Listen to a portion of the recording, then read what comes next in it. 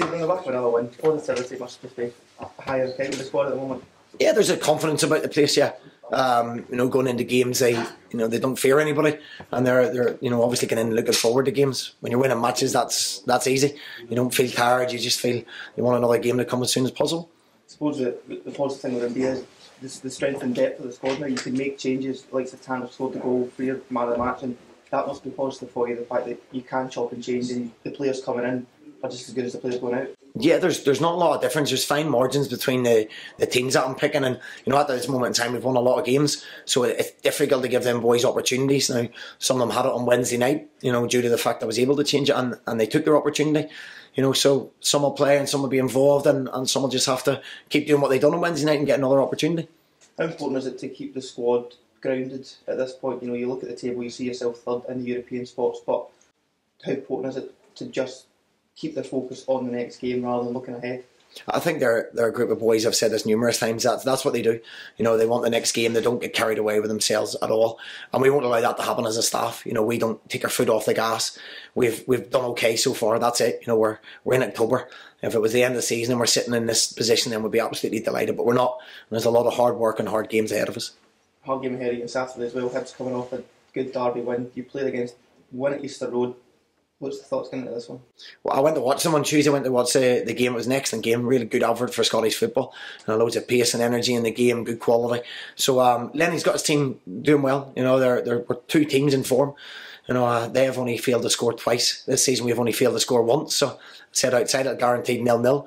But it'll be an interesting game. I think, as I said, two good sides going against each other, and they've done well. So we're looking forward to it. You're level on points at the moment, but people are touting them for you.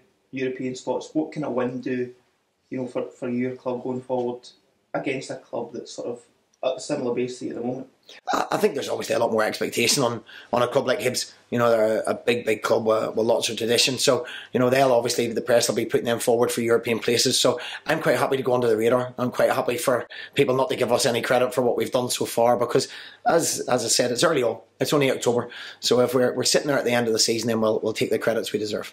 I suppose picking a team recently would have been reasonably easy because you're doing so well, you've been picking the same 11, but it must be getting to the stage now it's going to be very difficult with the four guys that came in and did well on midweek as well, and you obviously wanted to keep guys fresh for the cup final and give them the chance to get a place in it as well. Yeah, to be honest, the cup final is a further thing from our thoughts at the minute, so it's not a case of saving anybody. What I'll do is pick the best team I think and win the match, and we look at the opposition, we look at where we can expose them, and we look what their strengths are, and that is solely based, and obviously personnel being fit to play is my sole decisions on that. But you're right, it's tough decisions. All four of the boys that came in done really well. We won the game, but the boys that were in the team previously weren't dropped. They were rested, and the squad rotated a little bit. So that's what I have to weigh up and make sure I put a team out that wins the game on Saturday.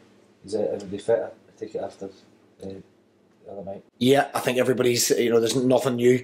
Obviously, sometimes you get things overnight that happen, but when we left training yesterday, everybody was good. So it gives me a little bit of a headache, but a good headache. We have to make sure we get that right. I know you touched on it a wee bit after the game, the hearing you've got ahead of you. Is that something you've been working on quite hard, and just getting your argument prepared for next Tuesday, I think, is the deadline? Not really. There's not a whole lot I can do, in terms of what happened on the sideline.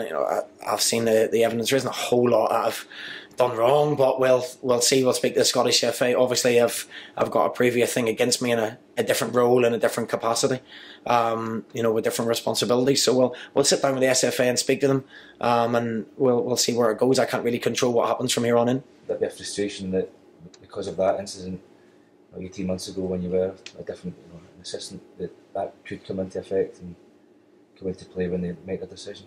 Yeah, hopefully it doesn't. Pedro had a 1-game ban for the same incident. So hopefully we'll sit down and speak to the Scottish FA. I can't speak for what they're going to do or what they're not going to do at this stage, but we'll sit down and speak to them next week, and see where we go with it. You got decent kind of TV footage evidence that maybe kind of backs up your case? Have you been looking through that? I haven't at the moment, to be honest with you. My sole focus is the games came thick and fast. So we've looked at Dundee and obviously won the game, and we're straight into preparing for this game. So we'll go on Thursday and speak to them. Listen, I'm sure the Scottish FA will be sensible with it. The referee made a decision on the Saturday to send both of us off, and we're obviously at the head of the club and we have to behave responsibly. So we'll sit down and speak about it, and I'm sure everyone will come to a sensible decision.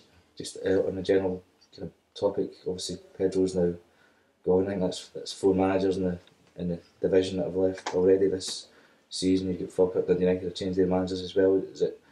Do you kind of appreciate these times, yourself when you're doing so well, because you know that it's such a precarious business, and you've also experienced it yourself? Yeah, as I was just about to say, I've been in that position. It's horrible. I think what people forget is managers have got families and kids as well. They're human beings as well. So it's disappointing to see anybody sacked. It really is. It's a harsh industry that we work in. We all know that before we take the job, to be honest with you.